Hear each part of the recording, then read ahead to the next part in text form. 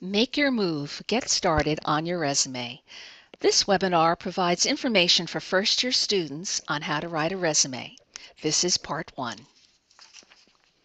What is a resume? A resume is a document that acts like a marketing brochure about you. When you applied to Simmons for admission, you may have created a type of resume to highlight your high school academics and activities and your volunteer and work achievements. The resume we are discussing now is a professional resume for first-year college students. It will be used to market yourself when you apply for jobs and internships. It will highlight your paid and unpaid experience, your skills and achievements, and your education.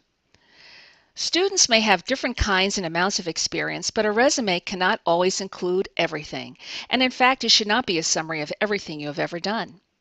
Don't forget that the purpose of this resume is to get you an interview for the job or internship you want. Why do we use certain practices in formatting the resume in creating resume content? Because one job posting can generate numerous resumes in response. As a result, many employers will initially skim or read a resume in about 20 seconds and make a quick decision whether to screen that applicant in or out of consideration for the position. In following certain resume writing techniques, we're trying to make it as easy as possible for employers to screen our resume into the yes rather than the no pile.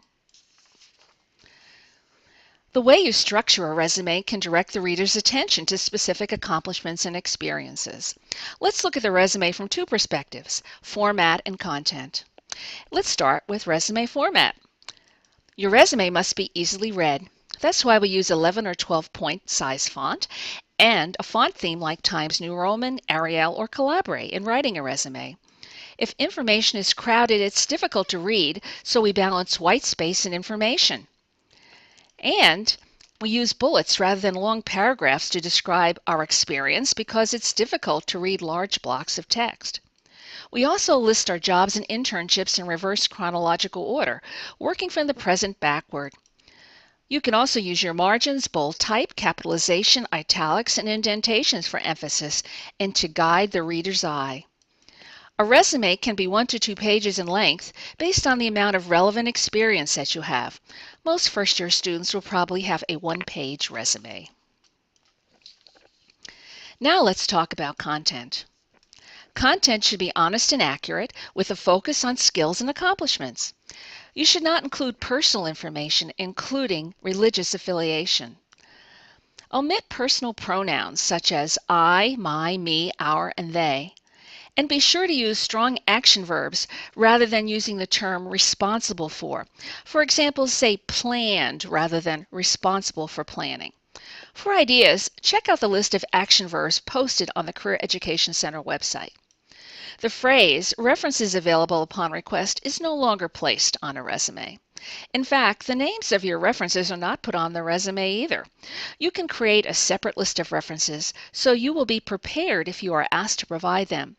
In most cases, candidates are not asked for references until later in the interview process. All resumes have several key components. Here are the standard resume sections listed in the general order in which they appear on the resume of a first-year undergraduate student. Contact information, education, experience, skills. The listing of volunteer activities or community service is an optional heading you can also include. Here is a sample resume for our first-year student, Catherine. Let's discuss each of the resume sections in detail. Contact information. Your contact information should appear at the top of the page so it is easy for potential employers to find the information.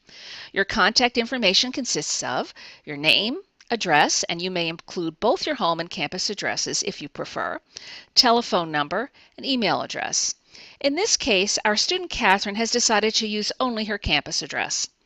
Also, Catherine has chosen to format her contact information using 2 lines of text under her name to save space. However, you can choose other formats, for example, a block formation of 4 lines of text. The next section is the education section. Since Catherine is currently a student, the education section comes first. The education section of a resume includes information about the college you attend, the degree and date you completed or anticipate completing your degree. It may, but does not have to include details about your academic program of study, including GPA, honors, relevant coursework, and study abroad. You may also choose to list the activities in which you are involved at Simmons in this section. Catherine has used the word anticipated in her date of graduation because she has yet to graduate. Catherine has also included her high school information. First-year students and sophomores may include their high school information in the education section. It should be placed after your Simmons information. Experience. The next section is the experience section. In this section, you highlight your skills and accomplishments. Experience can include both paid and unpaid experience. And there are a number of ways to present this information about your experience. You can include all of your experiences, part-time, summer job, internships, and volunteer experiences under one heading called Experience. Or you may choose to create multiple sections such as internship experience or volunteer experience. List your experience in reverse chronological order, beginning with the most recent first. Include the name of the organization for which you worked, the city and state where it is located, and the dates when you worked there. The dates of employment should be justified to the right margin. Next, list your title, followed by bulleted accomplishments. You can learn how to write your accomplishments in Part 2 of this resume writing webinar. This slide illustrates the points just discussed. In looking at our student Catherine's resume, you will notice that she chose to include all her jobs under one section titled Experience. She listed her experience in reverse chronological order, beginning with the most recent first. She included the name of the organization for which she worked, the city and state where it was located, and the dates when she worked there on the right margin, across from the name of the organization. She listed her job title, followed by bulleted accomplishments. Notice also that she was consistent in her use of bold and italics, and she used action verbs to begin her bullets. The last section of your resume is the skills section, where you present information about your technical and language skills. Notice that Catherine spelled out her technical skills by listing them all. You could also choose to cluster them under the heading Microsoft Office, rather than listing each one individually. If you do list a language, be sure to specify your skill level. Here you see that Catherine has conversational Spanish skills. Catherine's resume is a sample resume for a first-year student.